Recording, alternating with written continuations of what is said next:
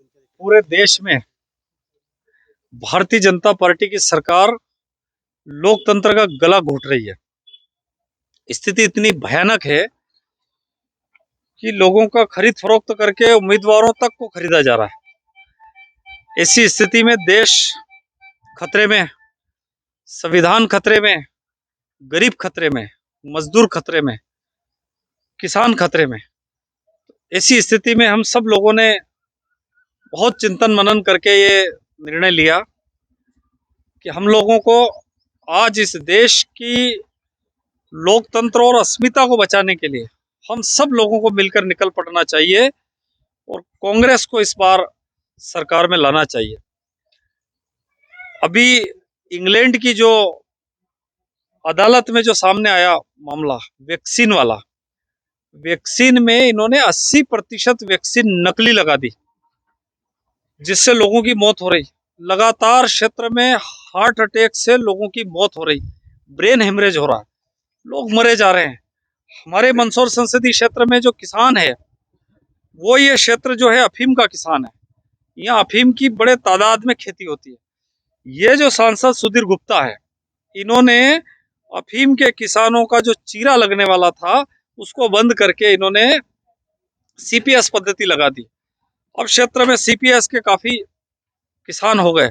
हमारी मांग है कि कांग्रेस पार्टी की सरकार बनेगी, दिलीप सिंह गुर्जर यहाँ से सांसद बनेंगे तो सीपीएस पद्धति हम खत्म करेंगे। इसके साथ साथ चीरा लगाने वाली हम पद्धति, जो पुरानी जो पद्धति थी, उसको हम चालू करेंगे। अभी ये हालत है कि नापने के नाम पर पैसा लिया इस सांसद ने, नामांतरण के नाम का पैसा लिया, यहाँ अफीम जमा कराने गए उसका पैसा लिया, और एक बड़ा काम इन्होंने ये किया कि पूरे संसदीय क्षेत्र में हमारे जो नौजवान युवा है, 18 साल से 35 साल के जो युवा है, मंदसौर की जेल देख लो, नीमच की जेल देख लो, जावत की जेल देख लो, गरोट की जेल देख लो और पड़ोस में प्रतापगढ़ की जेल, हमारी जेलें हमारे क्षेत्र के युवाओं से भरी पड़ी है। नारकोटिक्स विभाग के लोग और पुलिस के विभाग के लोग आते हैं, युवाओं को वर्गलाते हैं, खुद खरीदार बनते हैं और लोगों को जाल में फंसाते हैं और सीधे के सीधे उनको डोडा चोरा और एनडीपीएस एक्ट में फंसा देते हैं। जिन युवाओं को एसपी कलेक्टर बनना था, जिनको आगे बढ़ना था, जिनको भविष्य बनाना था, उन युवाओं को जेलों में डाल दिया।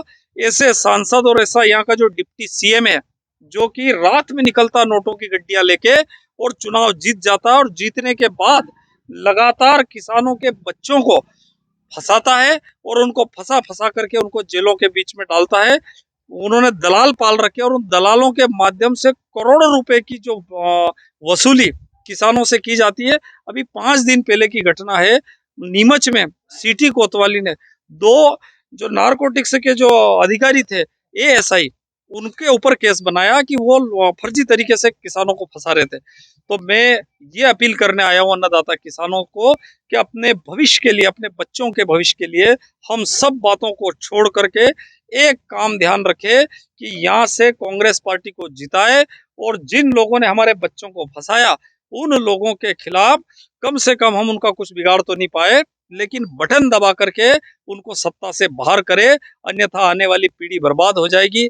मानव ही नहीं बचेगा, मनुष्य ही नहीं बचेगा। अगर 80% लोग मर गए वैक्सीन, गलत वैक्सीन के कारण, तो फिर राज काहे पे करेंगे। तो मेरी ये प्रार्थना है कि सब लोग मिलकर के कांग्रेस को मदद करें। कांग्रेस की सरकार बनाएगी, आएगी तो निश्चित रूप से जो इन्होंने टीका लगाया वैक्सीन का और जिससे लोग मर रहे हैं, जो वायरस लोगों के शरीर के अंदर पहुंच गया है, उसको ठीक करने के लिए एंटीबायोटिक टीके की फिर से व्यवस्था करेंगे और लोगों को टीका लगा के लोगों की जान बचाएंगे। विधानसभा चुनाव में आपको टिकट नहीं दिया गया था, कहीं पे जब इस तरह से आपकी रिपोर्ट अच्छी गई थी, उसके बावजूद भी अब आप वापस लोकसभा में कांग्रेस का सपोर्ट कर रहे हैं। विधानसभा मैंने जैसा कहा कि मेरी अंतरात्मा कांग्रेस पार्टी की, उस समय भी कहा कि मैं बचपन से लगा के देश बचना चाहिए, तो मैं हमेशा कांग्रेस पार्टी की विचारधारा से रहा।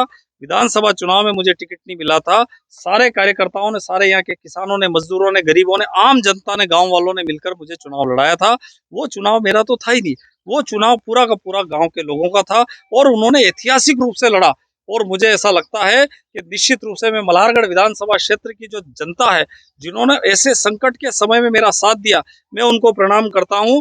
और उन्होंने इतना संकट के समय साथ दिया कि एक तरफ डिप्टी सीएम जो रात में नोटों की बारिश कर रहा और उस समय छतरी लेकर के निकले कि नोट हमारे ऊपर नहीं गिर जाए, और उन्होंने यहाँ के जो डिप्टी सीएम जगदीश देवड़ा उनके दांत खट्टे कर दिए। निश्चित रूप से मल्हारगढ़ विधानसभा क्षेत्र की जनता इस बार दिलीप सिंह जी गुजर जो कि किसान उम्मीदवार है, किसान उम्मीदवार को जिता करके भेजेगी और हमारे क्षेत्र में फिर से अमन चैन शांति होगी। फिर से कोई नारकोटिक्स के विभाग के लोग, कोई पुलिस के लोग किसी आदमी को नहीं सताएंगे। डोडा चुरा के और अफीम के माध्यम से ये व्यवस्था हम किन करेंगे। मुद्दों को लेकर जनता के बीच में जा रहे हो और जनता आपको वोट दे? मेन चीज तो ये है कि सबसे ज्यादा मैंने बताया जैसा कि मल्हारगढ़ और पूरे संसदीय क्षेत्र में युवाओं को इन्होंने बर्बाद कर दिया, उसको हम ठीक करेंगे। इसके साथ साथ शिक्षा व्यवस्था पूर्ण रूप से ध्वस्त कर दी। आज जाओ, सरकारी स्कूल बंद हो गए, वीरान हो गए, उनको हम पुनर्जीवित करेंगे और हमारे क्षेत्र में शिक्षा व्यवस्था हो, किसान को खाद सस्ता मिले, बीज सस्ता मिले, अन्नदाताओं को बिजली समय पे मिले, अन्नदाता की सुरक्षा होना चाहिए। आज कहीं कोई किसी की डेथ हो जाती है कोई पूछने वाला नहीं है। अन्नदाता किसान बहुत परेशान है, तो अन्नदाता को समय समय पे उनको ये मिले। इसके साथ साथ भाव उनको मिले, क्योंकि फसल जब पैदा होती है और जब मंडी में माल लगाता है तो किसान को भाव नहीं मिलता है, वो भाव मिलना चाहिए। अफीम का भाव चूंकि अंग्रेजों के जमाने में 200 रुपए और 250 रुपए किलो मिलता था, उस हिसाब से डोडा चूरा का भाव इन्होंने 200 रुपए किलो यहाँ पर दे रहे हैं, वो भाव हमारा ठीक हो। नारकोटिक्स विभाग के लोग रात में खुद खरीदार बनकर के भेष बदल के बहरूपिया बनकर किसानों के बच्चों को नहीं फंसाए। अनेक मुद्दे हैं, इन मुद्दों को लेकर के हम जा रहे हैं। और दूसरा ये कि जो वैक्सीन है, वैक्सीन से लोग मर रहे हैं और इस देश के लोग हम मरने नहीं देंगे। कांग्रेस आएगी, एंटीबायोटिक वैक्सीन की व्यवस्था करेगी और उसके साथ साथ लोगों के अंदर जो नरेंद्र मोदी ने जो जीवाणु विषाणु और जो भी उन्होंने छोड़ा है